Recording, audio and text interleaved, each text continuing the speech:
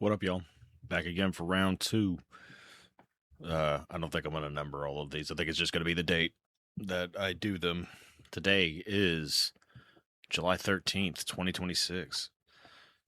And the sermon that I will be reading is based on something I had written on Friday for my thought of the day.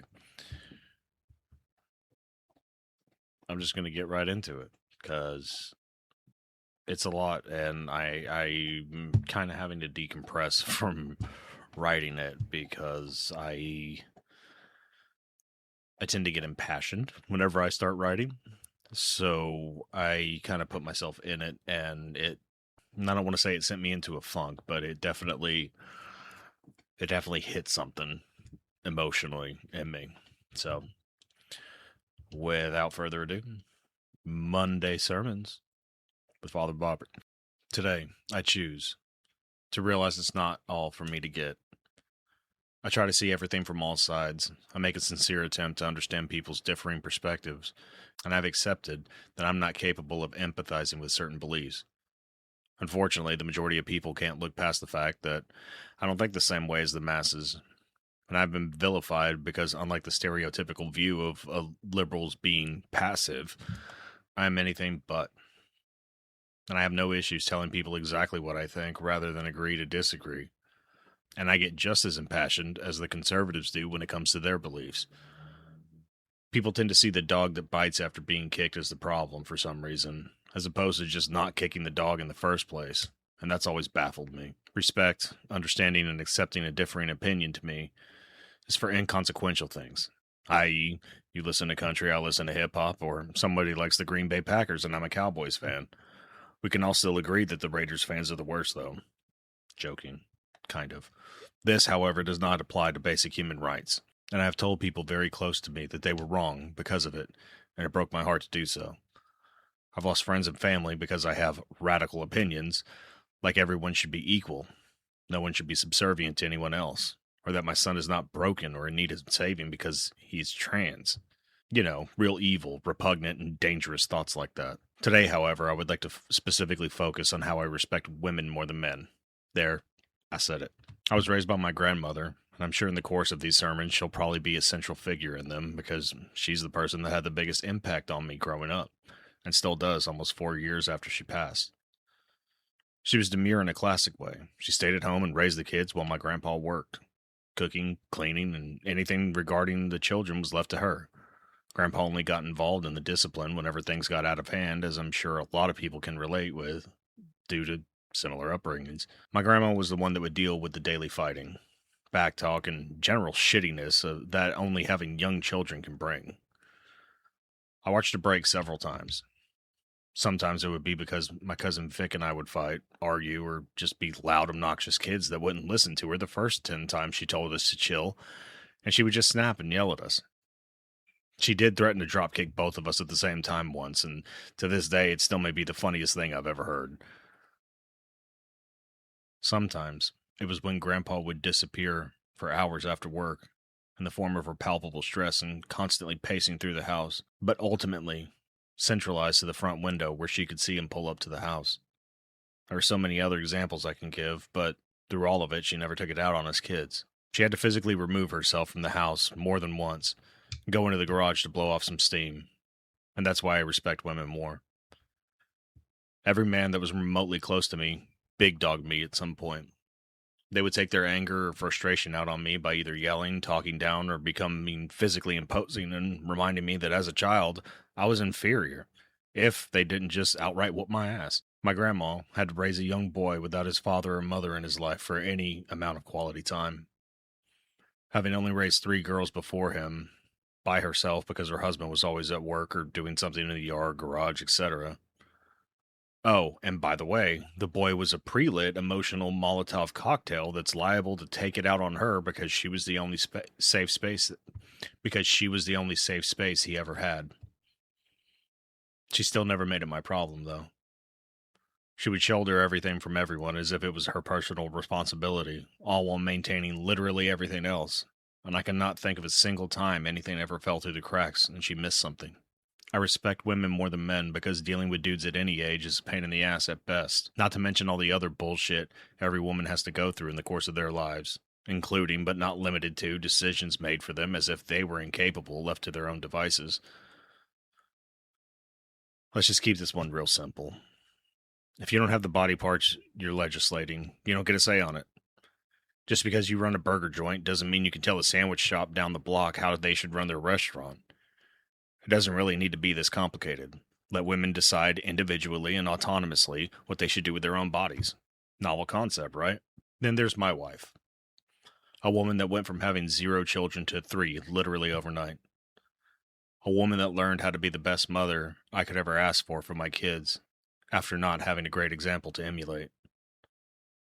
A woman that I've seen time and time again that tries to be the village for everyone, giving of herself until nothing is left and yet somehow still giving more.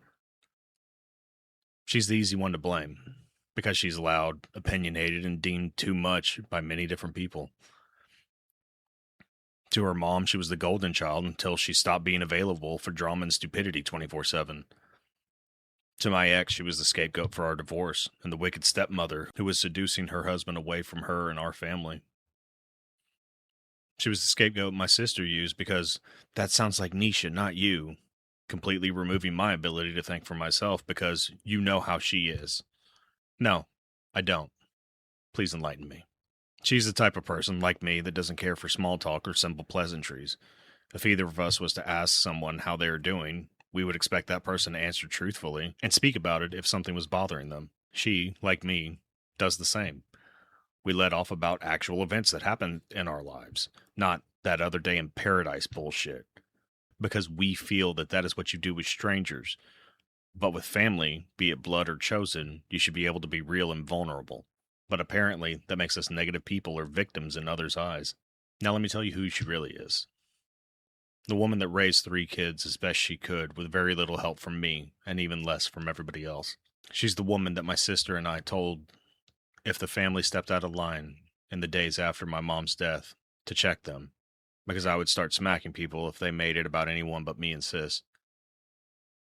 She had to, because they all started talking financial bullshit while we were all trying to pick the photos for a slideshow and deciding what her last outfit would be on this side of eternity.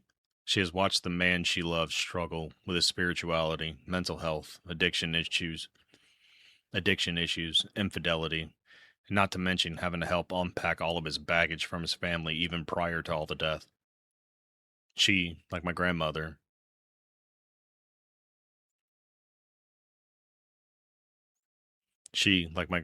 is one of only 2 women I feel love me unconditionally, and even when they had every reason to, never gave up on me. That's a kind of love and patience I may never experience in my life. They are why I respect women more than men. Without them, we would not have a literal conduit to an other dimension that brings life into our world. Without them, we would know nothing of nurturing, emotions, or empathy. We would know nothing of magic or the old indigenous ways, because the wisdom of healing and counsel was most often passed through maternal lines. Without them, we would cease to exist, yet as a society we tell them how they should exist. They should look younger and skinnier. They should shave everything so they look like prepubescent Barbie dolls. They should dress modestly so as not to distract men. God help them if they don't wear a bra with normal natural breasts, because apparently the correct position for them is in their throats. Hell, I wasn't even aware of the pink tax until I was well into adulthood. Personally, I believe the lines dividing us should be done away with regarding gender, because it, like everything else, is on a spectrum. In this day and age, it's beyond antiquated and ignorant to assume that a woman is not fit to lead simply because of the genitalia they do or do not have when they've been leaders in the home for centuries. Who knows where we would be as a society if males learned empathy from women? Maybe instead of the constant chest beating, we would learn how to start a dialogue and learn how to effectively communicate with other people from other cultures instead of just bombing the hell out of each other. The human race has existed for roughly 200,000 years. The patriarchy has existed for 12,000 years because men wanted control of property and commerce, and no one takes any issue with all of this. I believe all of these radical things because I believe we're all equal. We're all multidimensional beings piloting a rotting meat exoskeleton, pretending like all of the obedience is somehow justified because they think, look, act differently than me or are somehow inferior. I am glad. I'm glad I don't now and probably never will get it. I'm sure people are going to call me cuck, uh,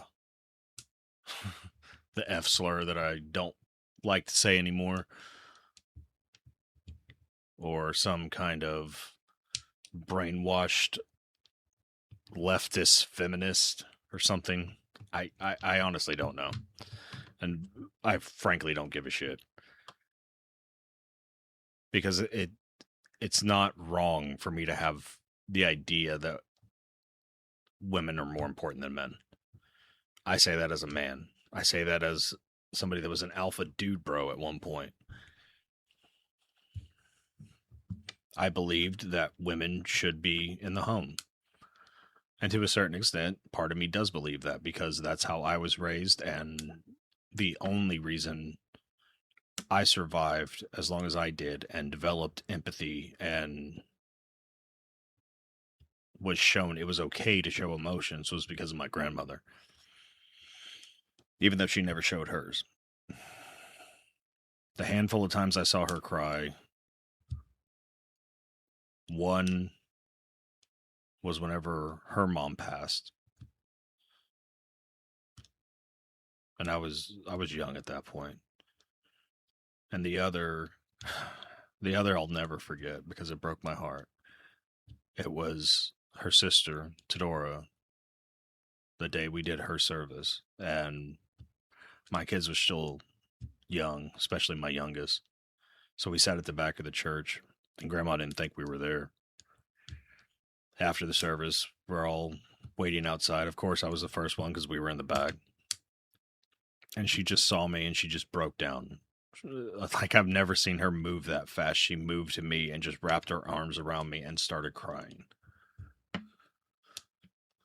And I don't know how many times she got to do that in the course of her life.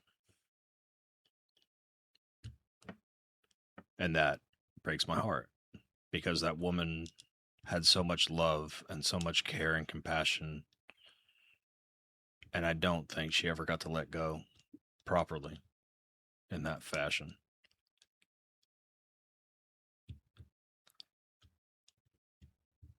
All of these stories that I tell they're not made up, unfortunately. I don't tell them to gain sympathy. I don't tell them to, oh, look how bad I have it, whatever. I tell it because it can be relatable.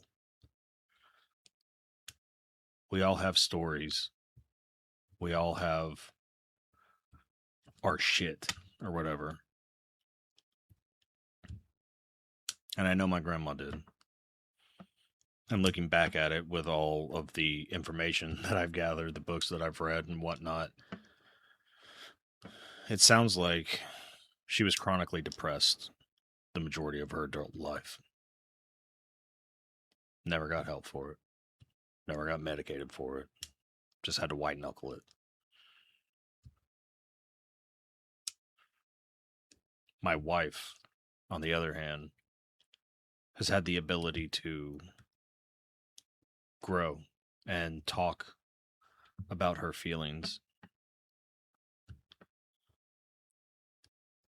She's sought therapy. She was the first one in our family that did therapy.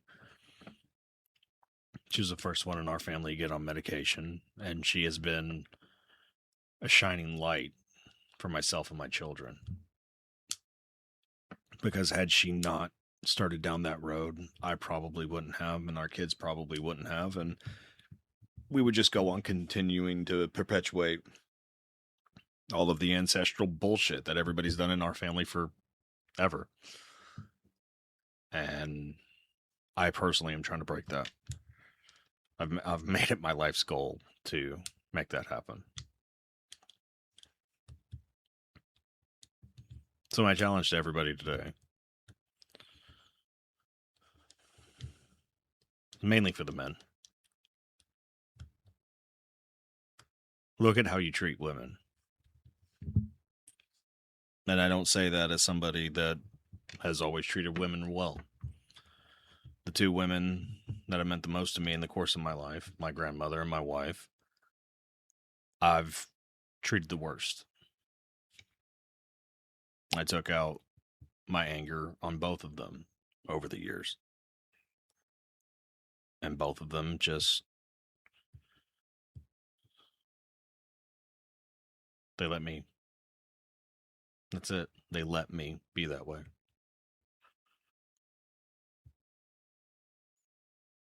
And they're the only two people that have. For guys, I'm too emotional.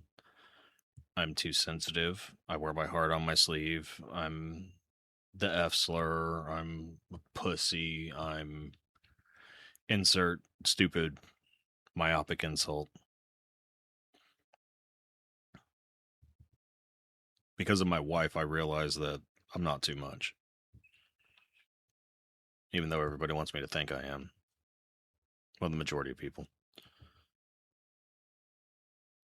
So my challenge to you, to everybody, is to think about how you treat women. Are you perpetuating the bullshit and foisting your beliefs or somebody else's beliefs that might not even be yours onto them? Or are you letting them be their true, authentic selves? Would your grandmother be proud of how you treat your significant other or your girlfriend or whatever?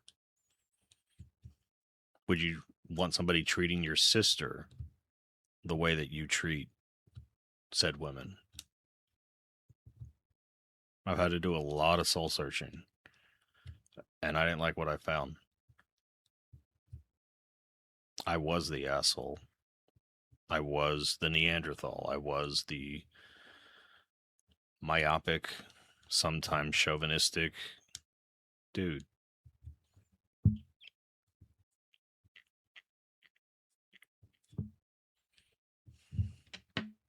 I'm not anymore. And that was a choice I made.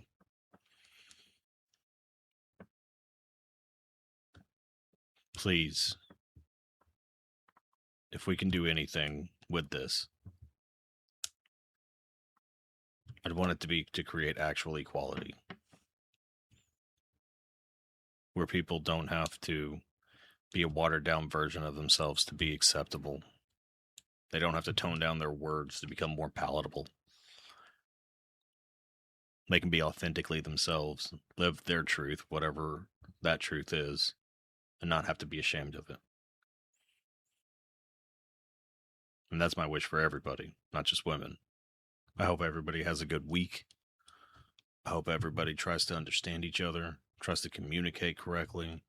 And until next time, I'm Father Bobbert, wishing you all peace, love, and light.